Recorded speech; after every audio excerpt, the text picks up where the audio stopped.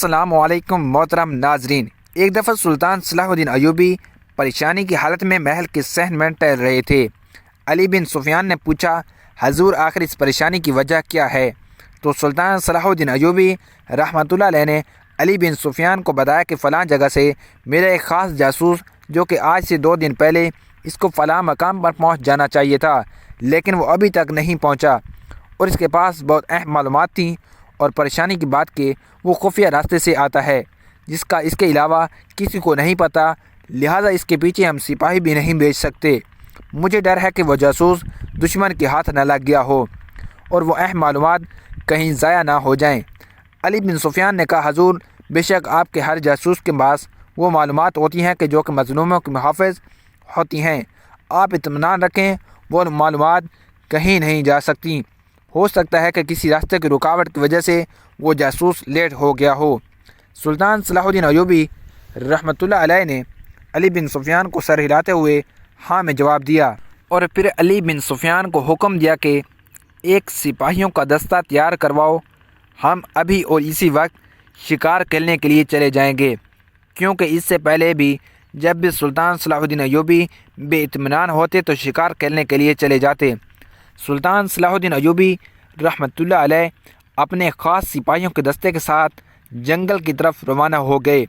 جب سلطان صلاح الدین ایوبی رحمۃ اللہ علیہ کا شکاری قافلہ جنگل کے بیچ میں پہنچا تو سلطان صلاح الدین ایوبی نے اپنے گھوڑے ایک خاص مقام پر باندھ دیے اور ہاتھ میں کمان لیے جنگل کی طرف روانہ ہو گئے۔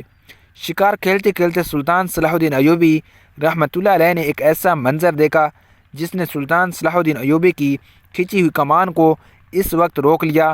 وہ منظر یہ تھا کہ اس گھنے جنگل کے بیچ میں جہاں گھوڑے کو پہنچتے ہوئے آدھا دن لگ جاتا تھا، اس گھنے جنگل کے بیچ میں ایک نوجوان لکڑیاں توڑ رہا تھا۔ چونکہ وہ لکڑیاں توڑ رہا تھا، سلطان صلاح الدین ایوبی سمجھ چکے تھے کہ یہ نوجوان لکڑیاں چولہے میں جلانے کے لیے توڑ رہا ہے، لیکن حیرانی کی بات یہ تھی کہ آخر اتنے بڑے اور گھنے جنگل کے بیچ میں کون انسان رہ سکتا ہے، اور وہ بھی اتنے خطرناک جانوروں کے درمیان۔ میں سلطان صلاح الدین ایوبی نے کھینچی ہوئی کمان واپس لی اور اس نوجوان کی طرف چل پڑے، لیکن جب سلطان صلاح الدین ایوبی اس نوجوان کی جگہ پر پہنچے تو آپ کی نظروں سے اوجھل ہو گیا۔ سلطان صلاح الدین ایوبی ایک بہادر سپاہی تھے، لہذا سلطان صلاح الدین ایوبی نے اس نوجوان کے پیروں کے قدموں کے نشانات سے اس کی طرف سفر شروع کر دیا۔ چلتے چلتے سلطان صلاح الدین ایوبی رحمۃ اللہ علیہ کو جنگل کے بیچ میں ایک جھونپڑی نظر آئی جس کے اندر سے دھواں نکل رہا تھا۔ یہ بات سلطان کے لیے اور مزید پریشانی کی ہو گئی کہ آخر اتنے گھنے جنگل کے بیچ میں کون اس جھونپڑی میں رہ رہا ہوگا۔ سلطان صلاح الدین ایوبی رحمۃ اللہ علیہ آہستہ آہستہ چلنا شروع کر دیا، اور جب اس جھونپڑی کے دروازے پر پہنچے تو اندر کی آواز سے ایسا معلوم ہوا کہ اندر کوئی بیٹھا آگ پر کچھ پکا رہا ہے۔ سلطان نے سلام کیا، اندر سے جواب آیا، اور وہ آواز ایک نوجوان کا تھی۔ سلطان سمجھ چکا تھا کہ یہ وہی نوجوان ہے جو مجھے پیچھے جنگل میں ملا تھا۔ سلطان صلاح الدین ایوبی رحمۃ اللہ علیہ اندر چلے گئے اور جا کر چولہے کے قریب بیٹھ گئے۔ اس نوجوان نے سلطان کو بیٹھنے کے لیے ایک اچھی سی قالین بچھا کر دی اور سلطان کے لیے ایک پیالہ دودھ کا گرم کرنے لگا۔ سلطان صلاح الدین ایوبی اس کو حیرت کی نظروں سے دیکھ رہے تھے، اور وہ سلطان کی خاطر تواضع میں لگ چکا تھا۔ اس نے سلطان صلاح الدین ایوبی رحمۃ اللہ علیہ کے لیے ایک پیالہ دودھ کا گرم کیا، اس میں شہد ملانے کے بعد سلطان کے سامنے پیش کیا۔ سلطان صلاح الدین ایوبی رحمۃ اللہ علیہ نے اپنے ہاتھوں سے کمان چولہے کے قریب رکھی اور دونوں ہاتھوں سے پیالہ پکڑتے ہوئے اس نوجوان سے پوچھا، اس جنگل کے بیچ میں دودھ کہاں سے حاصل کیا؟ تو وہ نوجوان مسکرانے لگا اور اس نے ایک تاریخی جملہ کہا، اے پیارے مسافر، جس ذات کے ساتھ میری دوستی ہو چکی ہے، اگر اس کے ساتھ جو بھی بندہ دوستی کر لے تو اس کی چیز قبر میں پہنچ جائے گی، میں تو پھر بھی زمین کے اوپر ہوں۔ یہ سن کر سلطان بڑے حیران ہوئے گئے، لیکن سلطان اتنا تو جان چکے تھے کہ وہ کوئی عام نوجوان نہیں ہے بلکہ بہت ہی عبادت گزار ہے۔ سلطان صلاح الدین ایوبی رحمۃ اللہ علیہ نے دودھ کا پیالہ پی لیا اور پیالے کے ہاتھ میں پکڑاتے ہوئے کہا کہ مجھے تو یہاں کوئی بھی تیر کمان نظر نہیں آ رہی۔ ایک چھوٹی سی جھونپڑی میں تم رہ رہے ہو، لیکن اس آگ پر تم ایک شکاری پرندہ بھون رہے ہو جس کو کوئی عام آدمی شکار بھی نہیں کر سکتا۔ اس پرندے کا صرف ایک ہی چیز شکار کر سکتی ہے۔ محترم ناظرین، آپ ویڈیو کو لائک اور چینل سبسکرائب لازمی کیجیے تاکہ ہم آپ تک اس طرح کی اچھی ویڈیوز لاتے رہیں۔ اور بھی جنگل کا شکاری جانور، تو تم پھر شکار کیسے کر سکتے ہو؟ تمہارے پاس تو شکار کھیلنے کے لیے کمان نہیں۔ تو اس نے کہا حضور، جس انسان کو شکار جھونپڑی میں بیٹھے مل جائے تو پھر اس کو شکار کرنے کی کیا ضرورت؟ تو وہ نوجوان پھر سے مسکرانے لگا اور کہا، یہ میرا اور میرے اللہ کے درمیان ایک راز ہے۔ پھر سلطان نے کہا، مجھے ایک بات کی سمجھ نہیں آ رہی کہ آخر اتنی خوبصورتی جوانی میں، اتنا حسن کے باوجود تم اس جنگل میں کیوں رہ رہے ہو؟ تمہارا اس دنیا سے کوئی واسطہ نہیں۔ تو اس نے کہا، حضور، اس کے پیچھے بہت بڑا راز ہے اور یہ راز بہت گہرا ہے۔ یہ سن کر سلطان صلاح الدین ایوبی رحمۃ اللہ علیہ نے کہا کہ کیا تم مجھے اس راز کے بارے میں بتا سکتے ہو؟ تو اس نے کہا، نہیں مسافر، میں تمہیں نہیں بتا سکتا۔ تم ایک مسافر ہو، اس راز کو جان کر کیا کرو گے؟ پھر سلطان صلاح الدین ایوبی نے بھی کہا کہ اگر تمہیں اس راز کے بارے میں سلطان صلاح الدین ایوبی پوچھے تو کیا تم اسے بھی بتاؤ گے؟ تو اس نے کہا، ہمارے سلطان کے لیے تو میری جان بھی قربان، یہ راز کیا ہے؟ تو سلطان نے فرمایا، تو پھر آپ مجھے یہ راز بتا سکتے ہو۔ جب اس نے یہ سنا کہ میرے سامنے گھنے جنگل کے بیچ ایک عام سی جھونپڑی میں سلطان بیٹھا ہے تو وہ بڑا خوش ہوا اور اسی وقت سلطان کے ہاتھ پیر چومنے لگا۔ تو سلطان صلاح الدین ایوبی رحمۃ اللہ علیہ نے کہا کہ سب سے پہلے مجھے یہ بتاؤ کہ آخر اس جنگل کے بیچ میں تم کیوں رہ رہے ہو؟ تو اس نے کہا، سلطان معظم، 2 سال پہلے کی بات ہے کہ میں ایک ذمہ داری کی بیٹی کو پسند کرتا تھا۔ وہ بہت ہی خوبصورت اور حسین و جمیل ہے، اتنی حسین و جمیل کہ اگر اس کے ساتھ ایک وقت کی شہزادی کو بھی کھڑا کر دیا جائے تو وہ بھی اس کی کنیز لگے گی۔ اللہ تعالیٰ نے اسے بے پناہ بے انتہا حسن سے نوازا تھا اور میں اس سے بے انتہا محبت کرتا ہوں، لیکن میں بھی ایک عام انسان کا بیٹا نہیں بلکہ میں آپ کے فلاں وزیر کا بیٹا ہوں، اور میں نے اپنی محبت کو پانے کے لیے اپنے بابا کو اس زمیندار کی بیٹی کے پاس رشتہ مانگنے کے لیے بھیجا تھا۔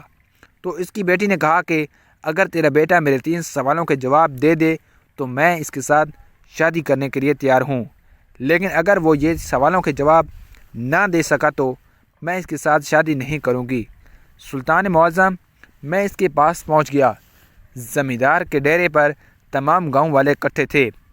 اس نے مجھ سے 3 سوال پوچھے، لیکن 3 سوالوں کے جواب میں نہیں دے سکا، لہذا میں اپنی آنکھوں کے سامنے اپنی محبت کو کھوتا ہوا نہیں دیکھ سکتا تھا۔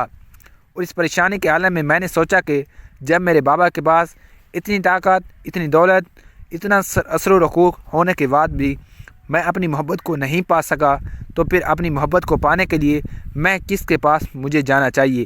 اور پھر میں نے سوچا کہ جس ذات نے مجھے اتنا خوبصورت جوانی دی، اتنا حسن دیا، اتنا مال دولت دی، تو پھر اسی سے ہی یہ سب کچھ مانگا جائے۔ اس رب کو راضی کرنے کے لیے میں اس جنگل کے بیچ میں آ گیا اور اس رب سے دوستی کر لی، اور مجھے یہاں آئے ہوئے تقریباً 2 سال ہو چکے ہیں۔ گھر سے آتے ہوئے میرے بابا نے کہا، بیٹا جہاں تم جا رہے ہو یا تمہیں موت ملے گی یا پھر تمہیں محبت ملے گی، اور تجھے تیرا رب مل جائے گا، اور تم نے اپنے رب کے ساتھ دوستی کر لی تو پورا جنگل تیرا دوست بن جائے گا۔ میں چل پڑا۔ میرے ساتھ تقریباً 1 ماہ کی خوراک تھی۔ جب 1 ماہ مکمل ہوا تو میں بھوک سے نڈال ہونے لگا، ادھر ادھر گیا، مجھے شکار کرنا نہیں آتا تھا۔ جنگلی جانوروں سے بچا کر دوبارہ جھونپڑی میں آ گیا، لیکن مجھے کوئی بھی شکار نہیں ملا۔ میں اپنے رب سے باتیں کرنے لگا۔ چند لمحے گزرے کہ مجھے اچانک محسوس ہوا کہ جھونپڑی کے دروازے پر کوئی جانور آ کر رکا۔ میں بہت ڈر گیا اور میرے پاس ایک تلوار اور ایک خنجر تھا۔ میں وہ لے کر باہر نکلا تو ایک ہرنی میرے دروازے پر کھڑی تھی، اس کے ساتھ ایک بچہ تھا۔ میں بڑا حیران ہو گیا کہ آخر یہ ہرن اس بچے کے ساتھ کیا کر رہی ہے، کیا اس کے پیچھے کوئی جنگلی جانور تو نہیں؟ تو اتنے میں مجھے غیبی آواز آئی، ڈرو نہیں، ایک برتن اٹھاؤ اور اس ہرنی کا دودھ دھونا شروع کر دو۔ میں بہت ڈر گیا اور میں نے اس ڈری ہوئی حالت میں برتن اٹھایا، اس ہرنی کا دودھ دھونا شروع کر دیا۔ جیسے ہی میں نے اس کا دودھ نکال لیا، وہ ہرنی واپس چلی گئی۔ میں دودھ لے کر اندر داخل ہوا۔ خوف سے میرے دل کی دھڑکن بہت تیز ہو چکی تھی، میری ٹانگیں کانپ رہی تھیں کہ آخر یہ سب کیا ہو رہا ہے۔ میں نے اس دودھ کو آگ پر گرم کیا، میرے پاس تھوڑی سی شہد تھی، میں نے اس شہد کو دودھ میں ملایا اور اس دودھ کو پی لیا۔ اب تھوڑی ہی دیر گزری کہ اچانک پھر سے مجھے محسوس ہوا کہ میرے دروازے پر کوئی اور جانور آ کر رکا ہے۔ اتنے میں شیر کے دہاڑنے کی آواز آئی۔ میں پھر سے ڈرتے ڈرتے میں نے جھونپڑی کے باہر جھانکا تو دیکھا کہ ایک شیر اپنے منہ میں ایک پرندہ کا شکار لیے کھڑا ہے۔ میں پھر سے ڈر گیا تو اتنے میں شیر اس پرندے کو وہاں چھوڑ کر چلا گیا۔ میں نے اس پرندے کو حلال کیا اور حلال کرنے کے بعد اس کو آگ پر بھوننا شروع کیا اور اس کو کھا کر اللہ کی عبادت میں مصروف ہو گیا۔ سلطان معظم، اس دن سے لے کر آج تک اس طرح ہر روز ہرنی آتی ہے، میں اس کا دودھ دوہتا ہوں اور اس کو پی لیتا ہوں، اور ہر روز شیر آتا ہے، اس کے منہ میں ایک پرندہ ہوتا ہے اور وہ پرندہ یہاں چھوڑ کر چلا جاتا ہے۔ میں اس پرندے کے گوشت اور ہرن کے دودھ سے اپنا پیٹ بھرتا ہوں اور سارا دن ساری رات اللہ کی عبادت میں گزرتی ہے۔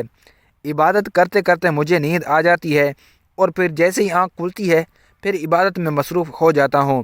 مجھے دن اور رات کا پتہ نہیں ہوتا، اور آج صبح میں نے دیکھا کہ سردی بہت زیادہ تھی اور میرے پاس لکڑیاں جلانے کے لیے نہیں تھیں، تو میں باہر نکلا تو اس وقت آپ کی مجھ پر نظر پڑ گئی اور اس لیے آپ میرے پیچھے آ گئے۔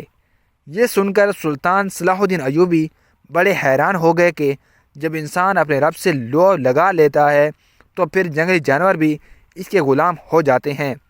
پھر سلطان صلاح الدین ایوبی اب نے کہا کہ آخر اس لڑکی کے کون سے 3 سوال تھے، تو اس نے سلطان صلاح الدین ایوبی رحمۃ اللہ علیہ کو اس لڑکی کے 3 سوال بتائے۔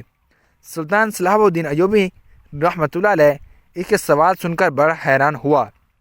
اس نے سلطان کو بتایا کہ حضور، جب میں اس کے ڈیرے پر گیا تو اس نے سب سے پہلے سوال کی صورت میں ہوا میں تلوار لہرائی اور پھر اپنی نشست پر بیٹھ گئی اور مجھے کہا کہ اب اس کا جواب دو۔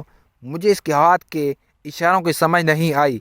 پھر اس نے میرے سامنے ایک انگلی کھڑی کی اور پھر سوالیہ نظروں سے پوچھا، تو پھر مجھے اس بات کی بھی سمجھ نہیں آئی، اور اس کے بعد وہ سیڑھیوں کے اوپر بیٹھی تھی وہ اور سیڑھیوں سے نیچے آئی اور پھر سیڑھیوں سے اوپر چڑھ کر دوبارہ جا کر اپنی نشست پر بیٹھ گئی۔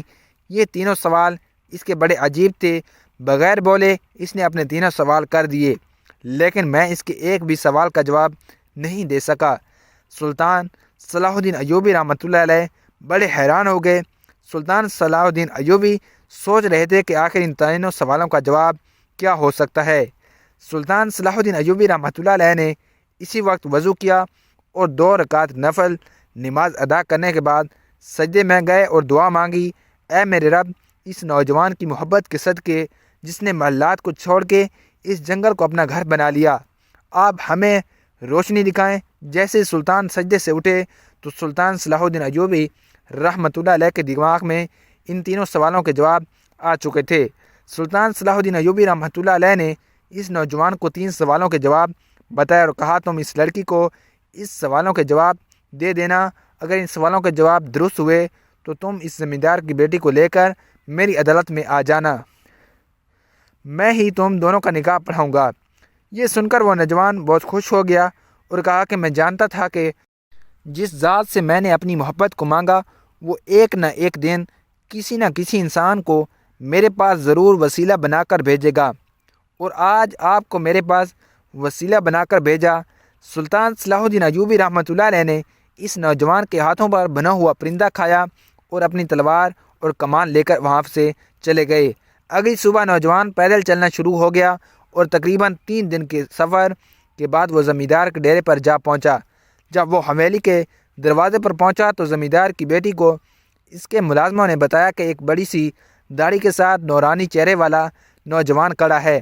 اس نے جیسے ہی باہر نکل کر اس نوجوان کو دیکھا تو وہ بڑی حیران ہو گئی کہ یہ چہرہ تو مجھے دکھا لگتا ہے، اور پھر چند ہی لمحوں میں اس کو اس نوجوان کی شکل یاد آ گئی کہ یہ وہی نوجوان ہے جو آج سے 2 سال پہلے مجھ سے شادی کرنے کے لیے خواہشمند تھا، لیکن میرے سوالوں کا جواب نہیں دے سکا تھا۔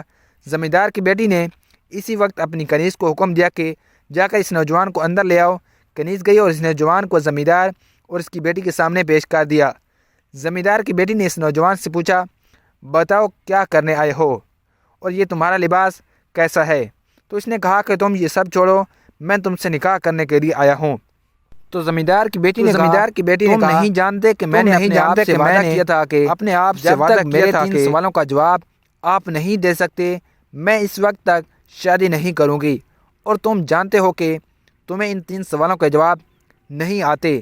تو اس نوجوان نے کہا تم اپنے 3 سوال دہراؤ، میں دوبارہ ان سوالوں کے جواب دینے کے لیے تیار ہوں۔ زمیندار کی بیٹی بڑی حیران ہوئی کہ آخر اس کو ان سوالوں کے جواب کیسے ملے، کیونکہ وہ سوال اتنے مشکل تھے اور پورے مصر میں ان سوالوں کے جواب کوئی نہیں جانتا تھا۔ اس زمیندار کی بیٹی اپنی نشست پر اٹھی، تلوار لہرائی اور پھر دوبارہ نشست پر بیٹھ گئی۔ تو اس نوجوان نے اپنی جیب سے قلم نکالی اور دکھاتے ہوئے پھر دوبارہ اس قلم کو اپنی جیب میں ڈال دیا۔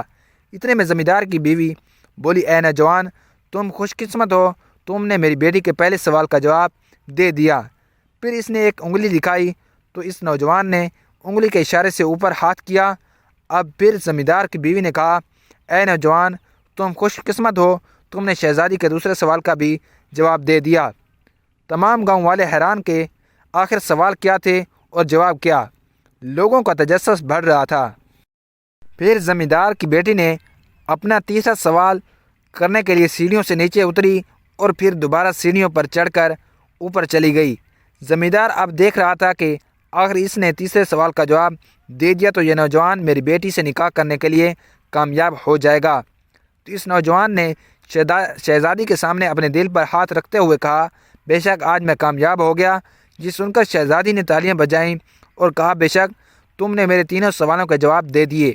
تو اتنے میں ایک دیہاتی نے پوچھا حضور بے شک اس نے تینوں سوالوں کا جواب دے دیے، آخر تینوں سوال کیا تھے اور ان کا جواب کیا تھے؟ کئی سالوں سے ان تینوں سوالوں کو کوئی نہیں سمجھ سکا۔ تو اس نوجوان نے کہا کہ شہزادی نے مجھ سے تلوار لہرا کر پوچھا کہ تلوار سے زیادہ تیز اور طاقتور چیز کیا ہے؟ تو میں نے اسے قلم دکھا کر بتایا کہ قلم ہے۔ پھر اس نے ایک انگلی کی اور کہا کہ اس دنیا میں واحد کیا چیز ہے؟ تو میں نے اوپر اشارہ کیا اور بتایا کہ اللہ کی ذات ہے، صرف واحد ہے۔